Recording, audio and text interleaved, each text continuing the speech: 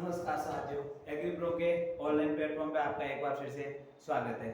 जैसा कि हमने पिछली क्लास में बात की थी, हम उसी को आगे करेंगे। पिछली क्लास में हम लव के बारे में पढ़ रहे थे, प्लाज्मिड्स के बारे में पढ़ रहे थे। हमने 3 तरह के प्लाज्मिड्स की बात की थी। आज उसी प्लाज्मिड्स को आगे कंटिन्यू करेंगे।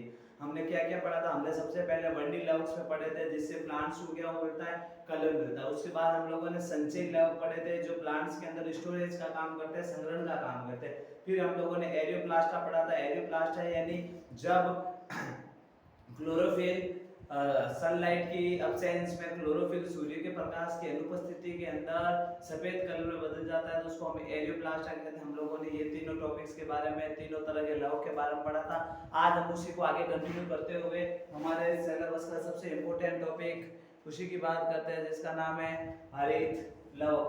हरित लवक कि जो शब्द है वो स्वेन ने दिया था। हरित लवक का शब्द किसने दिया था? स्वेन ने दिया था। आप कोशिका विज्ञान के अंदर ये चीजें पढ़ोगे कि ये शब्द किसने दिया, इसकी खोज किसने की। तो यहाँ पर थोड़े साइंटिस्टों के नाम, वैज्ञानिकों के नाम थोड़े से इंपॉर्टेंट है। ये दोहरी झिल्ली वाला सबसे बड़ा कोशिकांग है। हमने पिछली क्लास में बात की थी, कोशिकांग 2 या 3 तरीके के होते हैं, जिसमें दोहरी झिल्ली वाले होते हैं, एकल झिल्ली वाले होते हैं और झिल्ली विमुक्त होते हैं, जिनके ऊपर किसी प्रकार की कोई भी झिल्ली नहीं होती। दोहरी झिल्ली वालों के अंदर सबसे बड़ा कोशिकांग होता है, वो होता है हरित लवक। उच्च पादपों में हरित लवक की आकृति लेंस के समान होती है। जो लेंस होता है, हमारे जैसे आंखों के लेंस की बात कर ले, जो नॉर्मल लेंस होता है, उच्च पादप यानी बड़े पादप होते हैं, उनके अंदर हरित लवक का जो आकृति होती है वो लेंस के समान होती है। सबसे पहले हम लोग हरित लवक की आकृति की बात करते हैं, इसका स्ट्रक्चर कैसा होता है, फिर आगे बढ़ेंगे। तो हरित लवक अगर बाहर से देखा जाए तो हरित लवक का आकार इस तरीके से दिखाई देता है, लेंस के समान। और अगर उसको अंदर से सेक्शंस काट देखा जाए तो उसके अंदर इस तरीके से 2-3 चीजें दिखाई देगी आपको। यहाँ देखो, आपको बहुत सारे छोटे छोटे कॉइन्स दिखाई देंगे, ये इस तरीके के जो ग्रीन कलर का आपको कॉइन्स दिखाई दे रहे थे। जो ये छोटे छोटे जो कॉइन्स होते हैं उनको बोला जाता है थाइलेकॉइड्स। क्यों क्या बोला जाता है? थाइलेकॉइड्स बोला जाता है एक कॉइन्स को। जो छोटे छोटे छिक्कों के समान, कॉइन्स के समान स्ट्रक्चर दिख रहे हैं तुमको इसमें ग्रीन कलर के, इनको हम बोलते हैं थाइलेकॉइड्स। और थाइलेकॉइड्स क्या करते हैं? एक के ऊपर दूसरे को तेज ऐसा थाइलेकॉइड से ना क्या बनाते हैं? ढेर बनाते हैं। इन थाइलेकॉइड्स के ढेर को हम बोलते हैं ग्रेना। हम क्या बोलते हैं? ग्रेना। देखो याद रखना, इस स्ट्रक्चर के अंदर ये दो चीजें आपको इंपॉर्टेंट याद है। एक तो याद रखना है थाइलेकॉइड्स,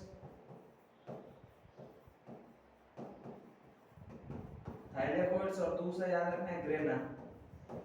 छिक्के नुमा संरचना पाई जाती है हरित लवक के अंदर, जिसको हम क्या बोलते हैं? थाइलेकॉइड्स। और थाइलेकॉइड्स का ढेर होता है, एक के ऊपर दो, दो से ऊपर तीन। थाइलेकॉइड्स क्या करते हैं? ढेर में एक ढेर बनाते हैं, एक बड़ी सी पट्टिका का निर्माण करते हैं, उसको हम क्या बोलते हैं? ग्रेना।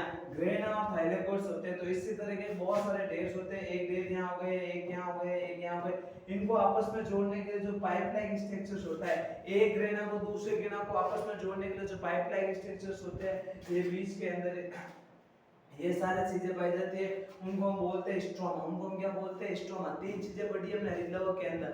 एक तो जो छोटे छोटे थाइलेकॉइड्स छिक्कों के नुमा संरचना होती है, गोल गोल पट्टिकाएं होती है, जिसको हम बोलते हैं थाइलेकॉइड्स। थाइलेकॉइड्स के ढेर को हम बोलते हैं ग्रेना।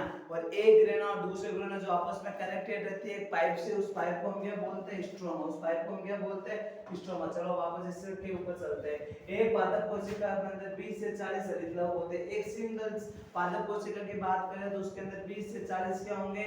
हरित लवक पाए जाएंगे। एक हरित लवक के अंदर लगभग 80 से 100 ग्रेना होती है। ग्रेना मैंने आपको पहले ही बता दिया, क्या थाइलेकॉइड्स के जो ढेर होते हैं ना, ऐसे छोटे छोटे ढेर की बात करें तो एक हरित लवक के अंदर अगर 80 से 100 ग्रेनाएं पाई जाएगी, वही एक कोशिका के अंदर 20 से 40 क्या पाए जाएंगे? हरित लवक। इसमें द्विऋजुकी वर्ताकार डीएनए पाया जाता है। हरित लवक के अंदर क्या पाया जाता है? डीएनए, द्विऋजुकी वर्ताकार डीएनए। वर्ताकार डीएनए का यानी द्विऋजुकी का यानी जिसमें डबल स्ट्रक्चर्स हो। जैसे हम आगे डीएनए के बारे में पढ़ेंगे कंप्लीटली, तो डीएनए क्या होता है, तो उस टाइम में डीएनए का स्ट्रक्चर्स बताऊंगा, तब बताएंगे कि द्विऋजुकी डीएनए क्या होता है। और कुल डीएनए 14% होता है। उसकी बॉडी का जो भी टोटल भाग होता है ना, उसका 14% क्या होता है? डीएनए पाया जाता है। फिर इसके मध्य में एक स्थान पाया जाता है जिसमें प्रोटीन भरी रहती है, जिसको हम स्ट्रोमा कहते हैं। ये देखो बीज के अंदर जो इसका स्ट्रक्चर्स है, स्ट्रक्चर्स के अंदर जहां पर प्रोटीन भरे हुए रहेंगे, जहां लंबी लंबी पाइप्स होंगी, उनको हम क्या बोलेंगे? स्ट्रोमा। इनको हम क्या बोलेंगे? स्ट्रोमा। स्ट्रोमा पर अप्रकाश से बिखरे होते हैं। देखो प्लांट के अंदर 2 तरीके के होते हैं। प्लांट को खाना तो बना नहीं है, एक प्रकाश की उपस्थिति में बना रहे, एक प्रकाश की अनुपस्थिति में बना रहा है। जो प्रकाश की उपस्थिति में खाना बना रहे थे अभिक्रिया होती है जिसको हम बोलते हैं प्रकाशीय अभिक्रिया, और एक प्रकाश की अनुपस्थिति के अंदर भी प्लांट क्या बना रहा है, खाना बना रहा है। प्रकाश उपस्थित नहीं है इसलिए हम उसको क्या बोलते हैं, अप्रकाशीय अभिक्रिया। स्ट्रोमा आपकी पटलिका के ऊपर पाई जाती है जो ढेर बनाते हैं, स्ट्रोमा में पटलिका है, स्ट्रोमा होता है, स्ट्रोमा के अंदर क्या होती है, अप्रकाशीय अभिक्रिया होती है। ये देखो जो बीच में जो लंबे लंबे पाइप होते हैं जिनको हम स्ट्रोमा बोलते हैं, यहाँ अप्रकाशीय अभिक्रिया होती है। वहीं जो ग्रेना होता है, ग्रेना के ऊपर कौन सी अभिक्रिया होती है, प्रकाशीय अभिक्रिया होती है। ये याद रखना, यानी प्लांट के अंदर रात के टाइम अगर प्लांट खाना बना रहा है तो वो स्ट्रोमा की मदद से बना रहा है, वहीं अगर प्लांट दिन के अंदर खाना बना रहा है तो ग्रेना की मदद से बनाता है।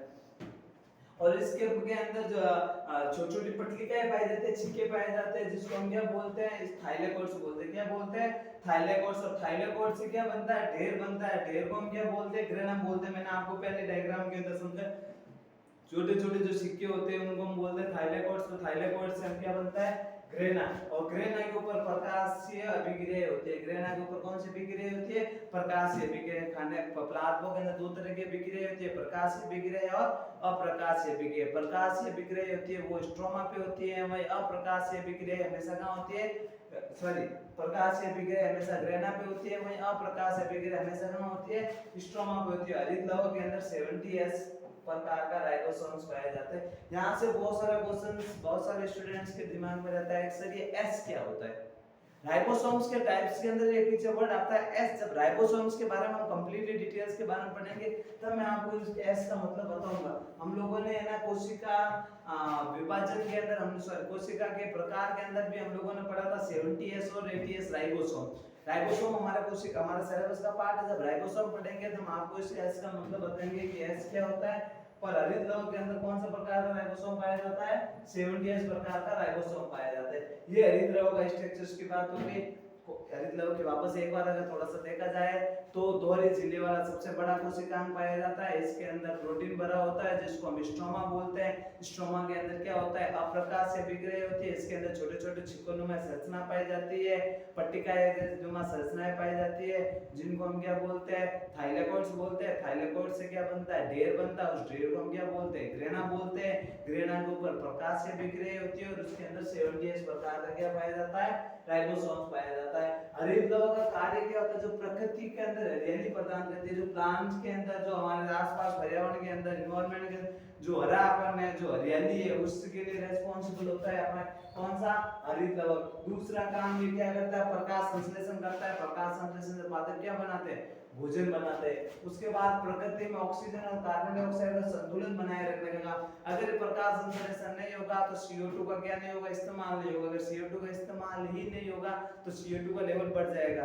तो ऑक्सीजन और कार्बन डाइऑक्साइड को एक समान बनाए रखने का काम कौन करता है, हरित लवण। हरित लवण के अंदर कौन सा धातु उपस्थित होता है, मैग्नीशियम। कौन सा धातु उपस्थित होता है, मैग्नीशियम। अगर प्लांट्स की लीफ हरी पीली पड़ रही हो, आपका पूरा प्लांट, आपका पूरा पादप अच्छा दिख रहा है, हेल्दी दिख रहा है, लेकिन अगर प्लांट में सिर्फ पत्तियां भूरी पड़ रही हो या पीली पड़ रही हो, दैट्स मीन प्लांट के अंदर कौन से तत्व की कमी है, मैग्नीशियम। मैग्नीशियम तत्व प्लांट को देने से प्लांट के अंदर हरित लवण बनेगा। हरित लवण जितना ज्यादा होगा, प्रकाश संश्लेषण की क्रिया भी क्या होगी, उतनी ही ज्यादा होगी।